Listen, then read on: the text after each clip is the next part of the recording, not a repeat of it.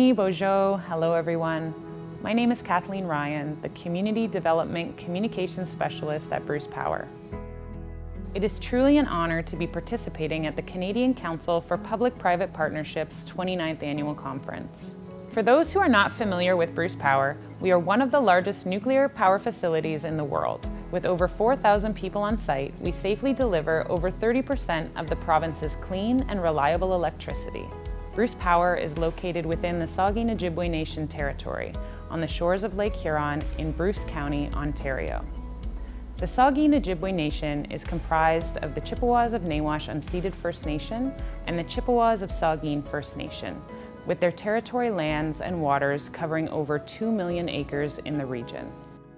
As the largest employer in the region, Bruce Power recognizes the importance of continuing to strengthen our relationship with local First Nations. Through our Indigenous Employment Program, we work to increase the Indigenous employee presence at Bruce Power and within our supplier, contractor, and union workforces. Going beyond our Indigenous employment programs, we are proud of the collaborative work we are doing with the Saugeen Ojibwe Nation as partners on the production of new medical isotopes at the Bruce Power site. The name of our partnership is Gamsu Kamin Nakozawin. In Anishinaabemowin, or the Ojibwe language, this translates to, "We are teaming up to fight the sickness," and captures the spirit of our partnership, fighting cancer together.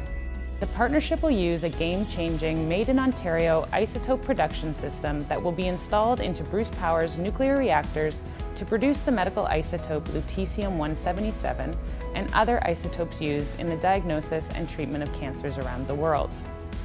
Medical isotopes are being used in innovative applications as targeted therapies in the treatment of cancers, as well as a tool in the sterilization of medical equipment, which has been instrumental in supporting healthcare workers battling the COVID-19 pandemic.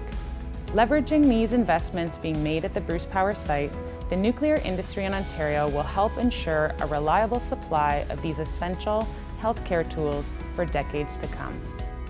Climate change and environmental sustainability is also of critical importance to Bruce Power. From a climate change perspective, Ontario's nuclear industry has been critical in reducing carbon emissions, allowing Ontario to be the first jurisdiction in the world to phase out coal. Canada has aggressive net zero targets, and to achieve these targets, we need nuclear, because nuclear power provides the foundation that enables Canada to take next steps in further decarbonizing our economy beyond our electricity grid. A clean electricity grid, like the one we have in Ontario, can help attract new investment to the province, support the push for deeper decarbonization in critical sectors like transportation, and enable partnerships for innovation and new technologies like hydrogen and electric vehicles. There is no path to net zero emissions by 2050 without nuclear power. At Bruce Power, we have our own commitment to be net zero by 2027. Bruce Power is also well underway with our 12-year refurbishment project, which will extend the life of our facility to 2064 and beyond. Recently, Bruce Power reached an agreement with SGRT for the replacement of steam generators on Units 3 and 4, demonstrating that the company's life extension program continues to drive economic recovery throughout the clean energy frontier region and across Ontario. SGRT is a joint venture between Aecon and the steam generation team, and a partnership between Framatome and United Engineers and Constructors. SGRT will perform engineering and planning activities, remove the existing steam generators, and install the new steam generators at Units 3 and 4. Extending the life of Bruce Power until 2064 will result in an annual injection of $4 billion into Ontario's economy, while creating and sustaining 22,000 jobs across the province each year. The company will continue to safely provide clean, affordable, reliable power and life-saving medical isotopes while strengthening local communities and protecting the environment. This is an exciting time for Bruce Power and the nuclear industry, and we look forward to helping power Ontario forward for many years to come. It is now my honor to introduce John M. Beck, founder and chairman of Aecon Group Inc. A graduate in civil engineering from McGill University, Mr. Beck has more than 50 years of experience in the construction industry in Canada and internationally. His background includes corporate leadership in numerous construction activities, including heavy civil projects and public-private partnerships for the development of infrastructure such as airports, toll roads, and transit systems. Mr. Beck is currently a member of the board of the Royal Conservatory of Music and has been the co-chair of the Infrastructure and Urban Development Industries at the World Economic Forum. He is a member of the Advisory Council for the School of Public Policy at the University of Calgary and also a member of the Business Council of Canada. He was previously a member of the board of the Ontario Financing Authority as well as the chairman of the board of the Ontario Power Authority, a government agency with the responsibility for planning and procuring all of the province's power needs for the next 20 years. Please join me in providing a warm welcome for today's keynote, Mr. John Beck. It's always a pleasure to be part of the Canadian Council for Public-Private Partnerships annual conference, and Aecon is proud to be this year's diamond sponsor. At Aecon, we have long valued the opportunity this event provides to come together and discuss new ideas, and this year is no different. I am, however, looking forward to future conferences when we can once again gather in person. We're coming out of the most significant public health crisis we've seen in a century. COVID-19 has had unprecedented impacts on society, economies, and millions of people in Canada and around the world. At a minimum, I'd like to think we have learned some valuable lessons from this pandemic, including the importance of working together to overcome challenges, the benefits of hybrid work models, the reorganization of many areas of our lives and work, and so on. We've seen this during the pandemic, particularly when you consider the speed with which safe and effective vaccines were brought to market. At Aecon, I must say how incredible it's been to watch our teams expertly adapt to a rapidly changing operating environment, working swiftly and collaboratively to keep our people, our clients, and the communities safe. As we move into the economic recovery following the pandemic, there's much more we need to do to build back better. I'm pleased to see that the infrastructure market is strong as the federal government and provincial governments across Canada remain committed to investing in infrastructure as part of the economic recovery. Building infrastructure will not only ensure our economy is more competitive for years to come, but the industry also employs tens of thousands of highly skilled workers in well-paying jobs. We're also seeing new roles emerge when it comes to delivering increasingly complex, large-scale projects. Over the last number of years, our work has become far more complex. We're now deeply involved with stakeholder engagement and working with the communities in which projects are being built. This is a good thing, particularly on major infrastructure projects that can positively alter the landscape in a community for generations to come. And I think everyone would agree that sustainability continues to be an increasingly critical element in everything we're building, and in particular, how we are building the infrastructure for the future. From the reduction of emissions and GHG targets to innovative electric construction equipment, carefully working around ecosystems, and energy conservation methods such as geo-exchange, to the very essence of many of the projects we build, such as public transportation systems that reduce GHG emissions, all to the benefit of society. By embracing and rewarding innovation and sustainability in the procurement process, we protect infrastructure assets from the future effect of environmental uncertainties, sometimes over a 30 to 50-year infrastructure life cycle. We know there's a great deal that needs doing, and the best way to accomplish our collective goals is to establish mechanisms that allow all parties to collectively win. I really believe in win-win situations. This is, in fact, one of the fundamental values of P3 projects. I've long been a champion of the P3 model, going back to the early days of this council, of which I was a founder. The model has had much success over the past 3 decades, delivering projects of all types and sizes, including social infrastructure, roads, bridges, and urban transit systems. And in this regard, Canada is being recognized as a global leader in P3s, and much of the credit goes to many of you, those of you and your organizations attending this year's C2P3 conference.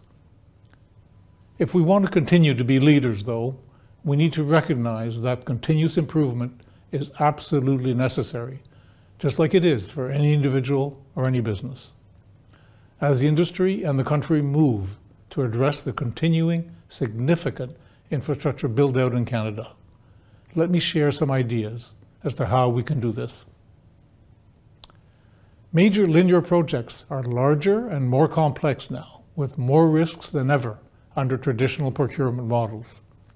These risks are typically placed on builders, even though in many instances they're not in the best position to control that risk, and therefore a more balanced distribution of risk is required.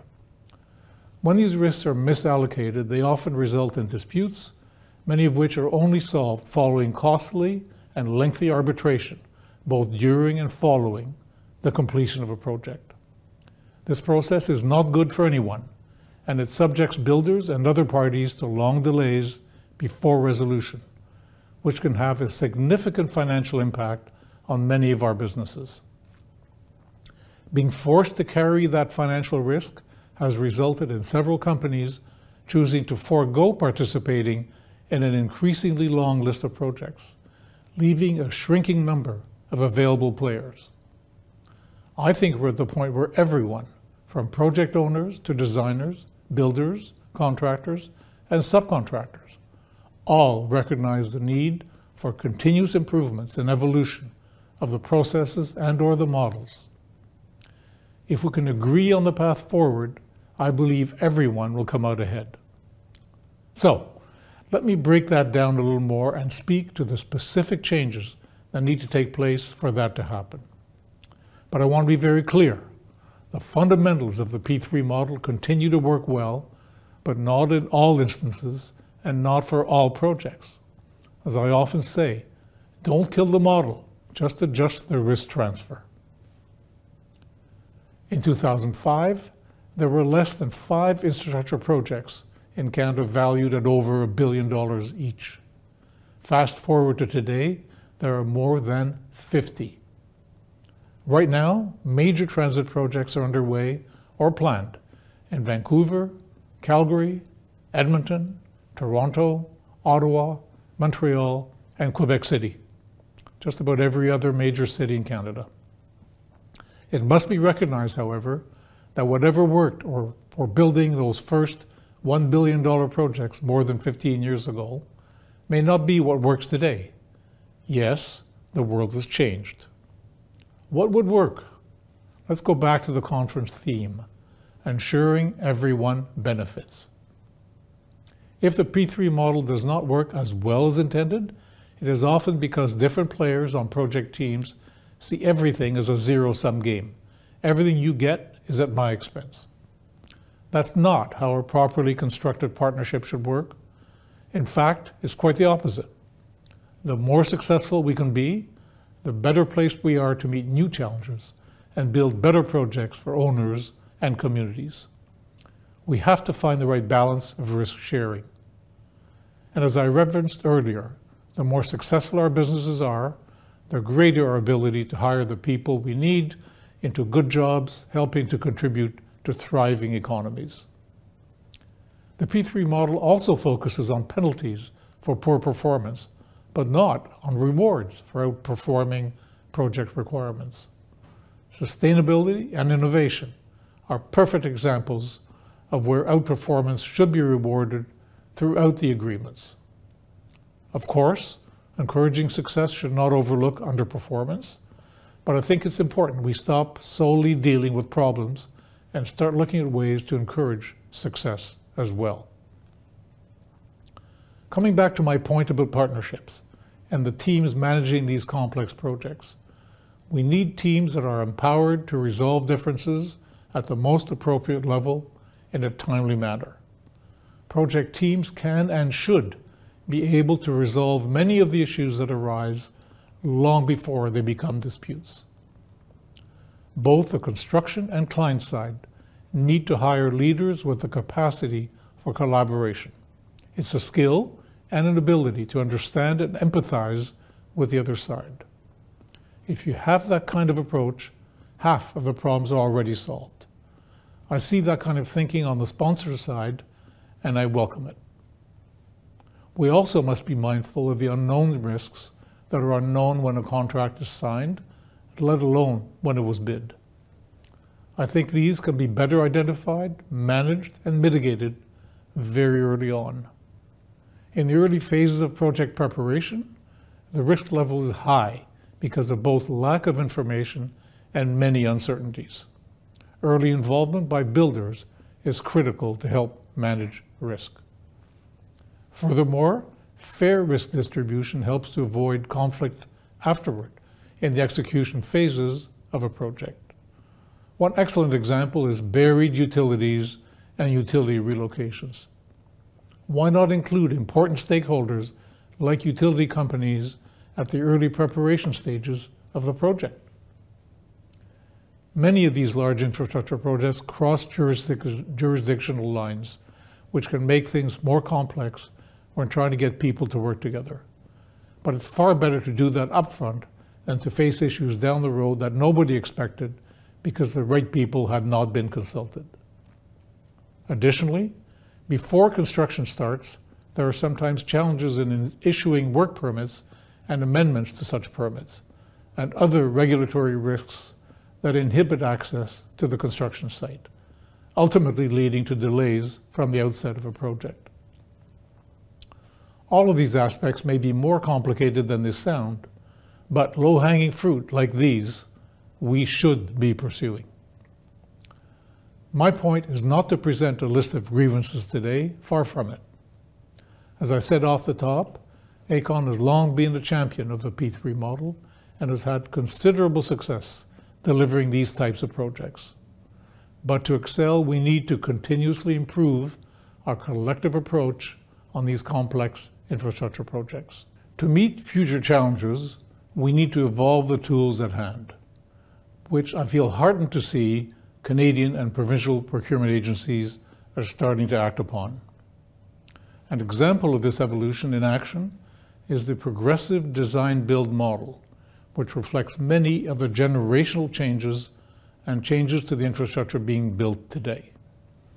In this model, the sponsor manages a single contract with the designer and builder working together from the outset, providing project recommendations to improve constructability, schedule, and budget.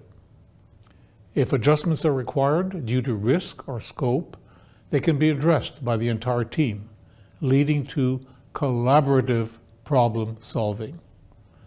In this way, the progressive aspect of the model allows for more information before final prices are bid. Usually, the entire project development is split into two phases, with the first phase taking design development to anywhere from 40 to 60% completion, sufficient to price the work and establish a reliable schedule. If the parties agree to a schedule and a price for the remainder of the project, the final design, construction, and commissioning proceed. Sponsors always have an off-ramp between the two phases if they don't like what they hear and what they see, and can restructure the process at that point, without having lost ground or time in the process.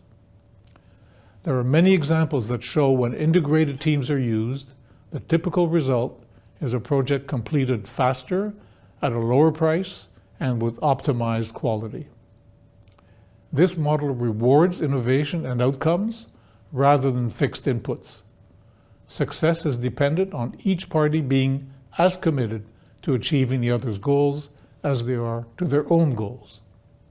The progressive design-build model aims to achieve this collaborative relationship in its structure.